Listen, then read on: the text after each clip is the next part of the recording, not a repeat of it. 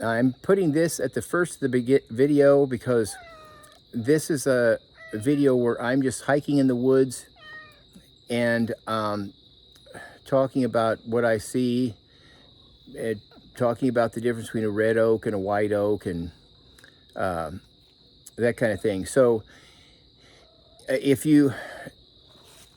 that content bores you, or if your attention span is short, click at the top right corner of your screen. There should be like a gear, and when you click that gear, you'll see playback speed, and you can speed it up to 1.5 or 1.75 or something, and it plays it back faster. Or you can just bypass parts that seem like they're getting dull and slow. Anyway, I'm just going to stick this in front so you have the heads up ahead of time. Love you guys. Hi guys, this is John, and I am out for another exercise hike in the woods. Hopefully you'll be able to tell that this is a different trail. They all seem to look the same, but the destination is completely different. Anyway, so I got a late start. It's 3:30. My two dogs disappeared out of the yard this morning, and so I've been spent most of the day chasing around after them. So finally got them corralled. They came home on their own, and after I prayed that they would come home, so that was wonderful answered prayer. Anyway, stay with me. I will be as soon as I can get my trekking poles out ready, we'll turn the camera around and you can start seeing what I'm seeing. Okay, this is the trail we're going to be going on. And just as a side note, I'm not sure if you guys know this or not, but trekking poles have a right hand and a left hand pole.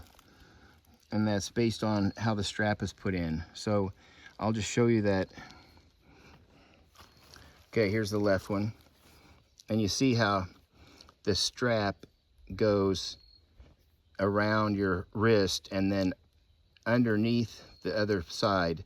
That's the side your thumb goes on. Okay, just like this. And it's important that you come up through the strap. If you go down through the strap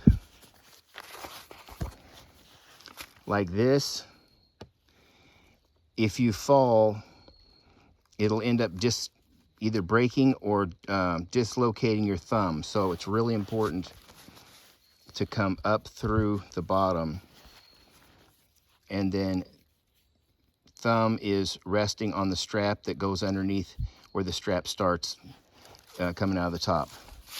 So now I'll show you my right thumb is there. So they're different. And to make it easy for myself, I put some yellow tape on the top of my right one, so I could grab it easily. So there's some useless information for you.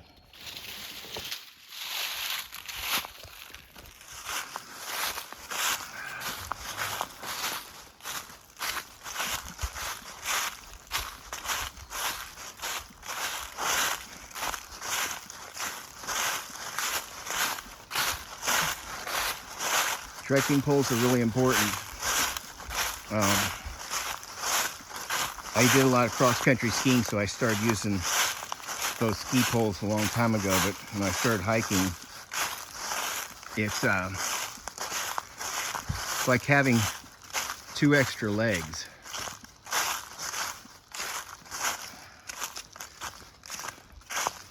It will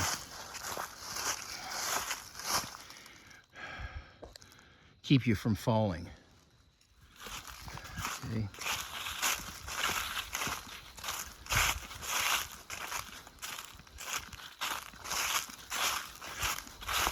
Here's the junction of two trails.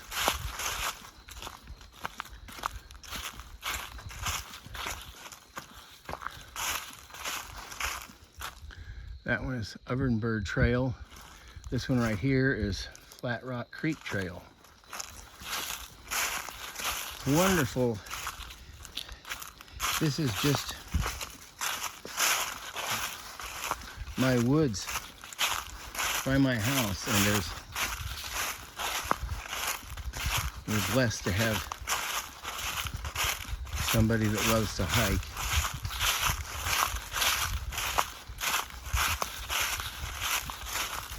To label the trails.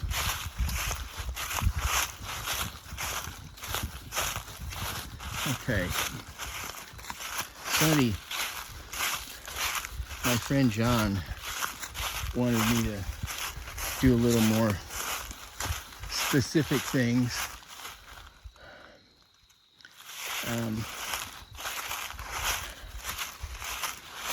Tree-wise, just periodically.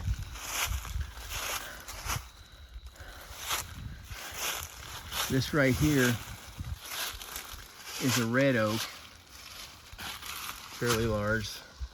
There's my hand on it. And the way you can tell a red oak is the bark looks a little more loose than the other one. And if you look way up high, it looks like there's white streaks of paint on it. I don't know if that shows up. Hopefully it will. And next to it is a white oak. It has real tight looking bark. Here's the older one. Most of the trees here are white oak. This isn't very big, but you can see how tight this bark is compared to that one. See how it's real spaced out and looks like it can pick off some. This one looks really tight.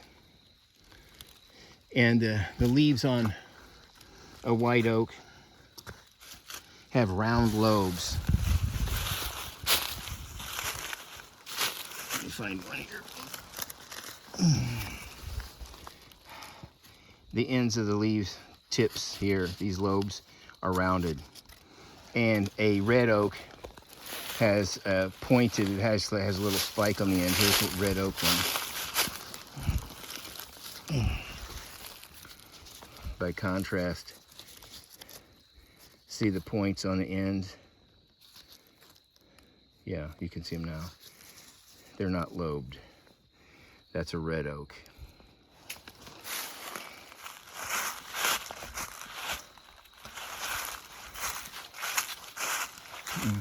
And these big pines, large. Look at the big shingles of bark. This one is a short-leafed pine. It's a yellow pine. It's called a short-leaf pine. And one of the indicators is the bundles of needles. There's a bundle right there. It only has 2 needles in it.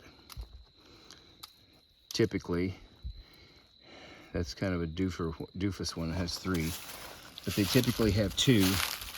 All the ones I can see on the ground have 2. That's one of the ways you can tell. Like a white pine, which I haven't seen any around here except for in somebody's yard. We had a lot of those in upstate New York. They have 5 needles in each bundle.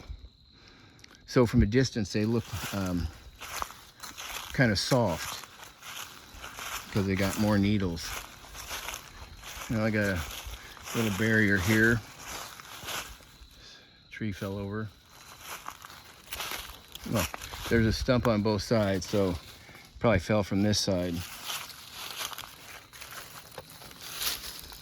Oh. Aren't seeds, those are, oh no, those are mushrooms. Oh wow, cool. When you press on them, they explode. Watch. And shoot the pores out.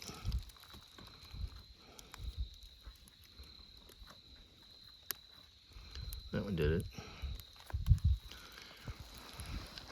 I've never seen, they look almost like seeds.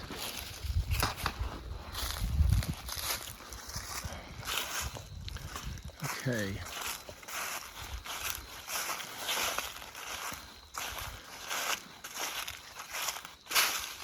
This looks kind of confusing here.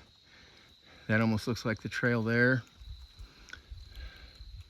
Where that doesn't look necessarily like the trail, but I think it winds around there. So knowing that the trail goes down the right-hand side of a spur is a help. A spur is a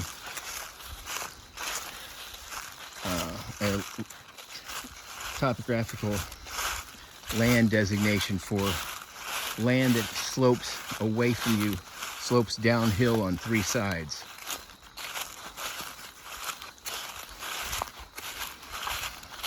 And a reentrant is just the opposite. It slopes up on 3 sides.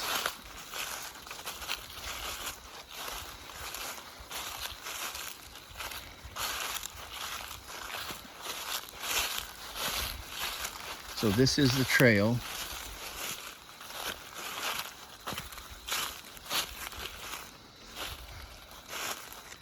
I wish I could show you the log cabin. There used to be a log cabin down here that was well over 100 years old.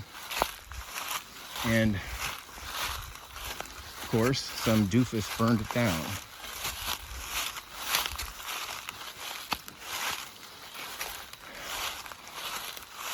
You have to be really careful. There's a lot of hidden rocks under these leaves. It just poured rain the other day before yesterday, so it's still kind of a little bit kind of muddy or slippery underneath the top dry leaves. Oh wow.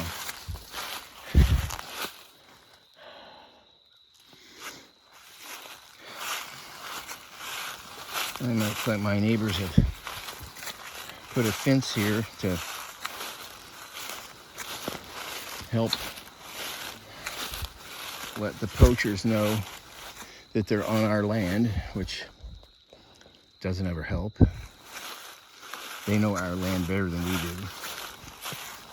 Their families basically have been hunting this land, which was somebody else owned, their entire lives for several generations.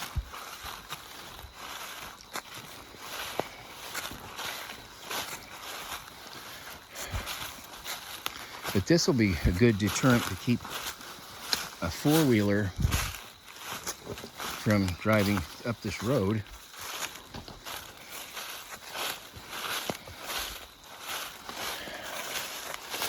Let me see if I can cross over it without falling down. Another reason to have trekking poles. There, I'm going to be going down that way, so I'm going to cut this off, and I'll once I get around that bend, I'll turn you back on. Stay with me. Okay, there's the path, and you see how it slopes up this way? Okay, and then I'll show you it severely slopes down this way, like real severely. Hopefully you can tell from with the camera, but it's like real steep. And this is the right-hand side of a spur. The pointed end of it will be at the bottom of this trail because it ends right at the creek that we're going to.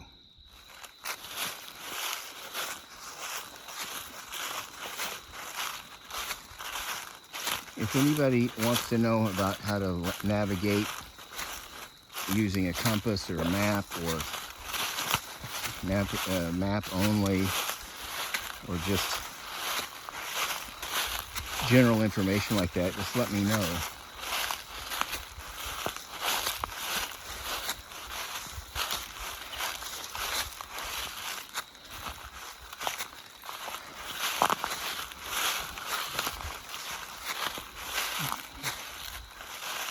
I can try to pull some dusty information out of the recesses of my mind. Okay, that's a beautiful view.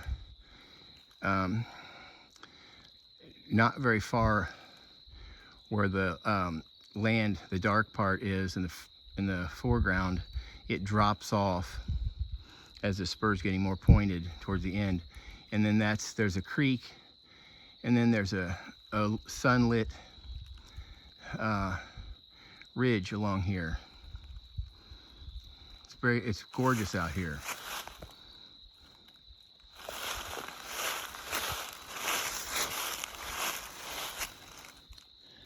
Okay, this is a dogwood. It kind of looks like burned rice or cornflakes, the bark. Down here, see the cornflake looking bark? We got a lot of wild dogwoods here. The forest is lit up with the beautiful white flowers in the spring.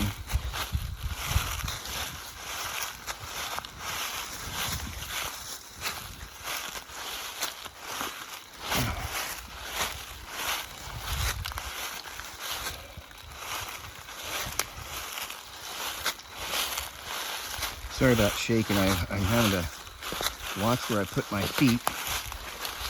And then I realized I moved the camera too much. Now, that log cabin was way up on that ridge. That whole ridge burned and set the log cabin on fire and stuff. And so you can't tell it burned now. It was a couple years ago. But, and also the leaves haven't fallen off enough. And since there's no structure, you wouldn't be able to see it anyway, but there still is a stone fireplace sticking up.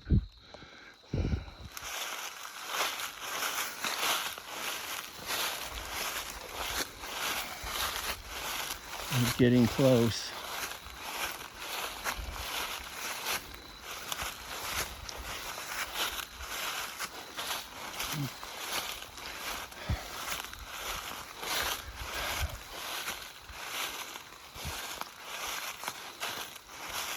Oh, the other thing about a dogwood is it doesn't get very big.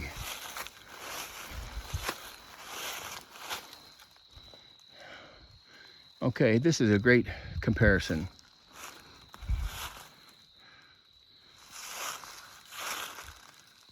Red oak versus white oak.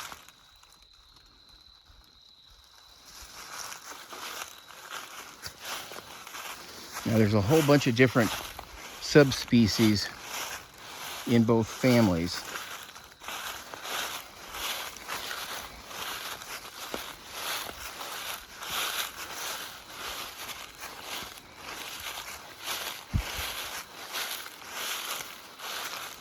Yeah, I gotta be careful because you can't fall down and get hurt here because I probably don't have cell service.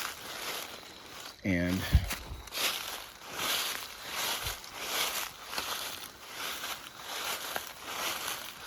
they might find me in a week or two. I don't know.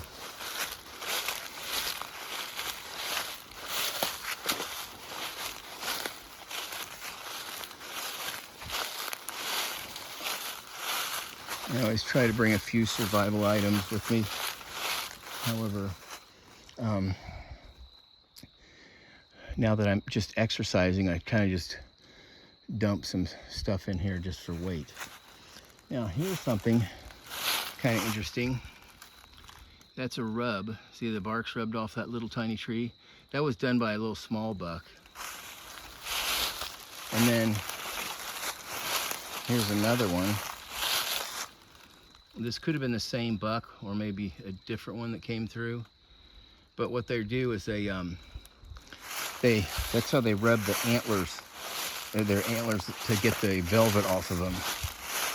And the velvet is an actual, is basically skin tissue with blood vessels in it, because they're not horns, they're antlers, so the center of them doesn't have any blood vessels in them, they're solid. The blood vessels are on the outside and they grow like your skin would over, like say, the bone of your arm. And then once it's triggered by hormones or whatever, the skin dries up, the blood supply is cut off, the skin starts to dry and flake off, and I don't know if it's itches, I doubt it, but are really have a huge desire to rub that off. And it's kind of like they're polishing their horns or their antlers. Once their antlers have all the velvet's what it's called, rubbed off, then they are actually shiny, smooth, and pointed. Now here's some tracks of something down through here. Could have just been an armadillo rooting around in the leaves, looking for worms and stuff.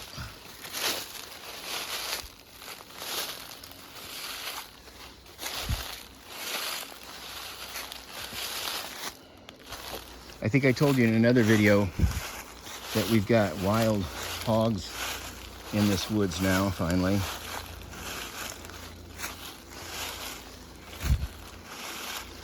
I'll give you a view. There, now you can kind of tell that's a spur. There's the ridge of the spur, and now it's sloping off that way. And then on the other side of that ridge, it slopes off the other way. And straight down the middle of the ridge, it's sloping off. So that's the three sides. And where the brown stops, there's a drop off and there's a creek there. And then where the lighter ground is where it's a super steep, practically vertical hill that rises up about 150 yards or so. So when you go down to the creek, oh, and down and right in there, I don't know if you can tell where that light colored stuff is, that's all rock. So there's a rock wall on that side of the creek. And on the side I'm on, it's basically like dirt. And since it's a spur, it's sloping up anyway, so it wouldn't have a rock wall.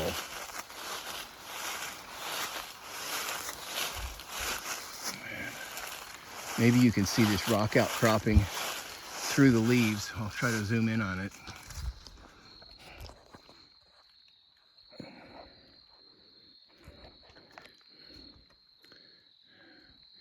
That's all rock. So it is basically a cliff. So it's almost straight up and down. Oops. Let me zoom it back out.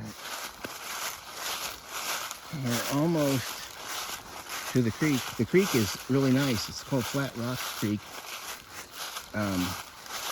Because way upstream, the creek runs over just hard rock surface. It's flat, almost like a tabletop. So the creek bed is basically one giant rock. Now here's an interesting little scrape. See, that's the scraped. I told you about those. That's where a buck and a doe put their calling cards out.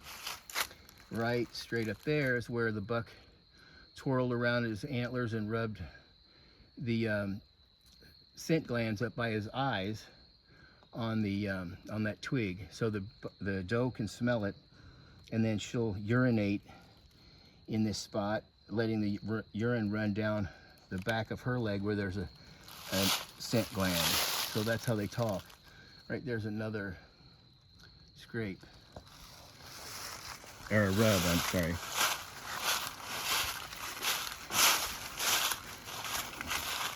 All right, I'm almost there.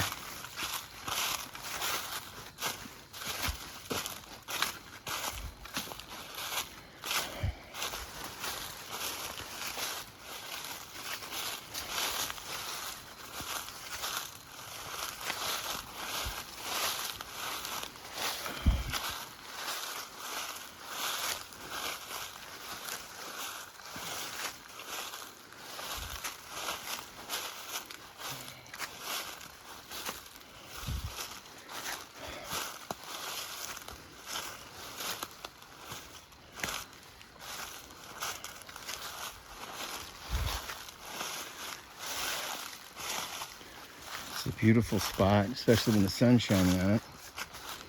Since I'm in the shady side, because it's getting late in the day. Unfortunately, I didn't get to start when I wanted to.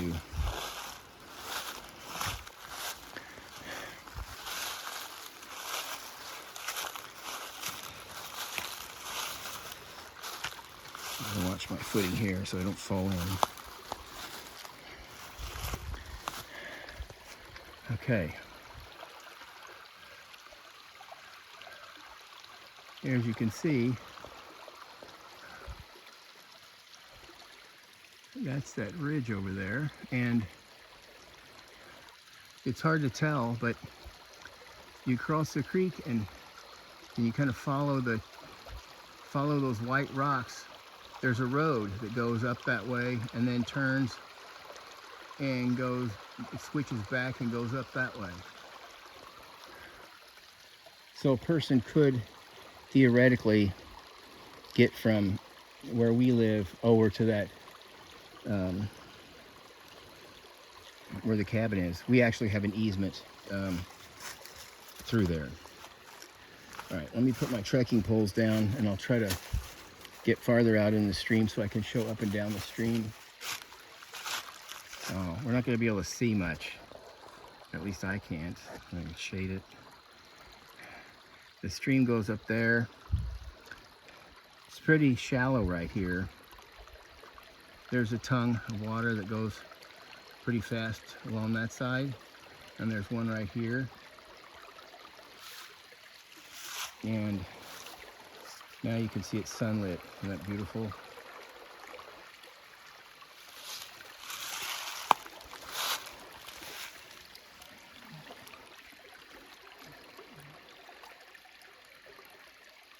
There's moss all over.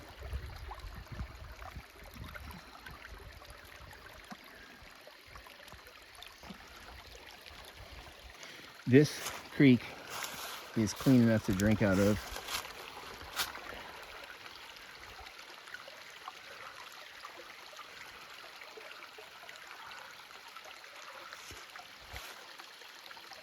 It's fed upstream by a spring that comes. There's a big hole in the side of the bottom of the hill of rock. There's a big hole in it and water comes out of there.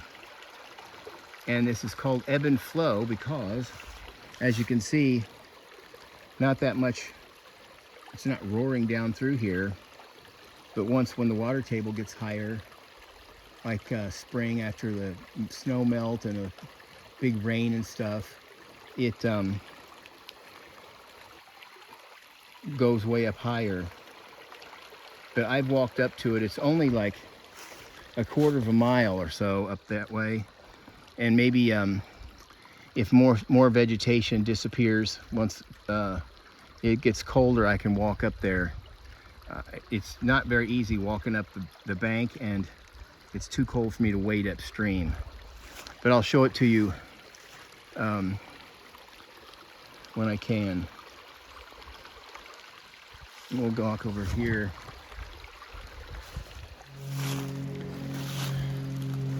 Can you hear? One of the rare times a plane flies over. Oh wow. That's a 2-engine plane, so I never see them.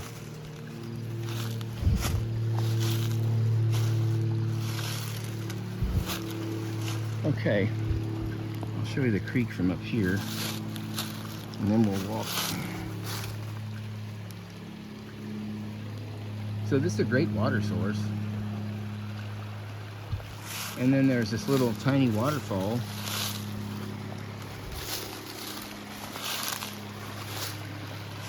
I don't know if you can see it, I have to walk around.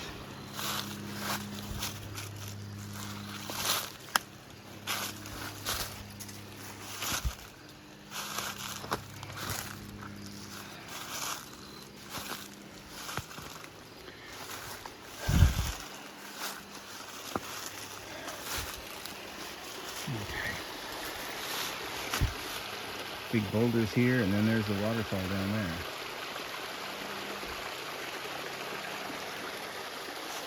And I've really never seen any little minnow fish in here, but I'm sure there are some because I was hiking this downstream. It goes into the Jacks Fork River, and when I got way down close to the Jacks Fork River, a pair of river otters met me coming upstream, and they wouldn't be in there if there wasn't fish or, you know, crawdads or something. Now here's the rock, pretty cool rock formation.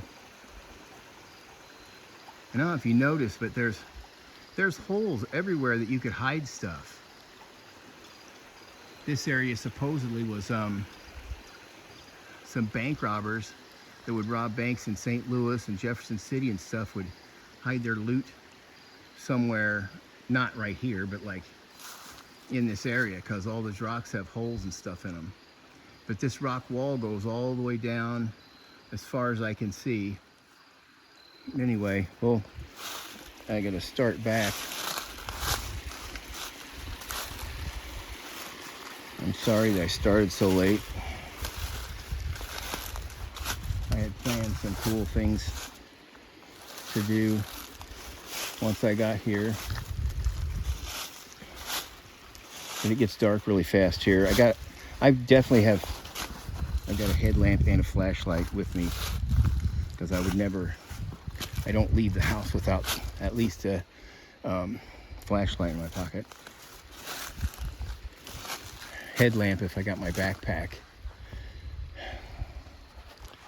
In fact, I have a backup one.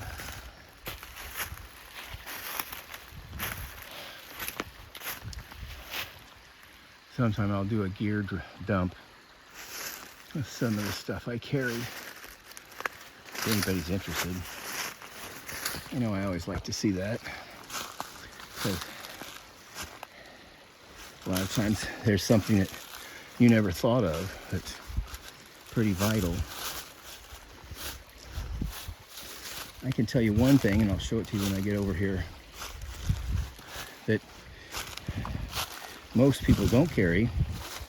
Like, I carry a compass and topographical map of the area, but one of the most important things to keep me from getting lost is, let me get over here, okay, I'm back at the trail. But anyway, in my backpack, my chest rig, one of the things I carry is a roll of surveyor tape. Now, this one's too big, but I couldn't find a smaller one at the time. And what that does, it is a way of leaving breadcrumbs, so you don't have to use your map or compass if you need to go someplace and you got to backtrack back where you started. There was a lady that was in her 50s that was hiking the Appalachian Trail, and she got all the way up to, I think it was Maine where it happened. She had trouble always getting turned around and going the wrong way on the trail and stuff. So it's not real surprising this happened. But she went off trail to go to the bathroom. As you know, as something simple as that. She went off trail to go to the bathroom, and then when she got finished, she didn't know which way she came from and wandered off in the opposite direction. And she wandered around for, I don't know, maybe a square mile or something off trail. And she did have a tent and everything, but they found her dead in her tent. She starved to death. It took like, almost a month, and she starved to death in that amount of time. She had a diary telling everybody goodbye and stuff. It was horrible. And that could have easily been eliminated if she had surveyor tape to just tie a piece of it on the twigs of the trees as you go, and then you follow them back, taking them off the tree as you go and putting them in your pack. So that's how valuable they are, because I've done that where I've been hiking on a trail and I know there's a water source because it says so, but it's not on the trail, it's off trail.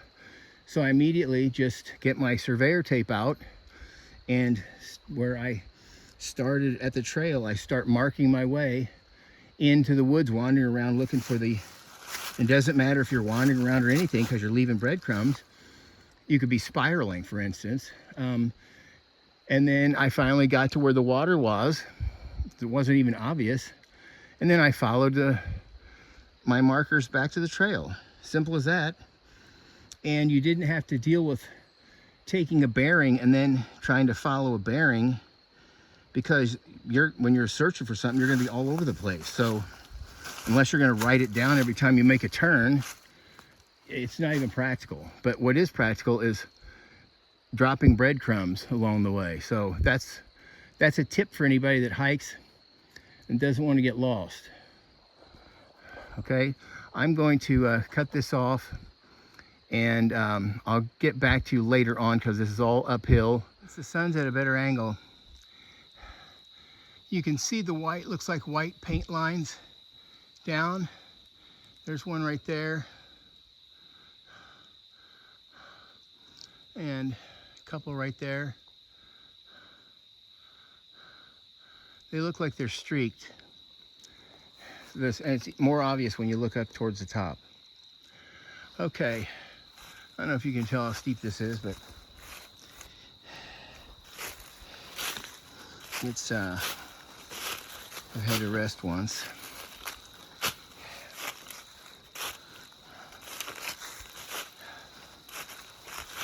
The problem is it's long. It's a really long, steep hill. And the sun is getting close to setting, so now it's going to be right in my eyes, which means it's kind of going to be in your eyes. And the trail curves to the right at that log that's laying down. Okay, stay with me. See how visible this backpack is for hunting season? So it's not very stealthy, but it's great for fall hiking. This is a ULA Ohm 2 backpack. And it was custom made. That's why it's got different colors and stuff on it. I just ran into this hickory tree, and I don't know if you can see it, has X patterns on it. If you look carefully, you'll see some X's. Hope they show up. But I noticed the X pattern, and then I looked up and saw that it was a hickory. I don't know if you can tell. Hickories have compound leaves, which, here's one. They're all shriveled up. This is a compound leaf. It's one stem, and these are leaflets. So they're not individual leaves. They're called leaflets, and this whole thing is a leaf. And it has always has an odd number. I think it's usually 7. This one would have had 2, 4, 6. This one would have had 9. So 9, 7.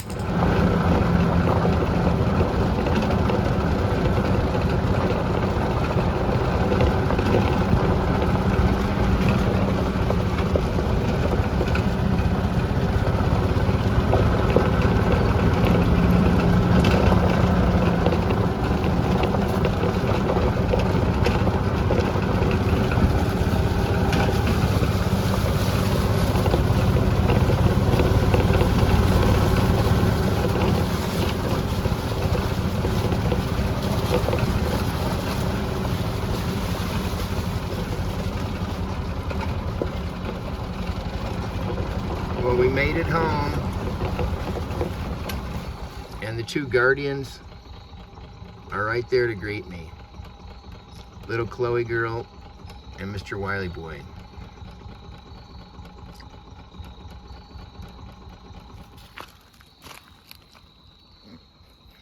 I'll let you guys see. Mr. Wiley Boy. Mr. Wiley Boy's right there. Hi, Wiley Boy.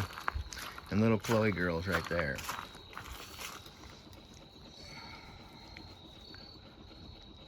And Wiley Boy's leg fell asleep. He's laying there so long. Hi, little girl.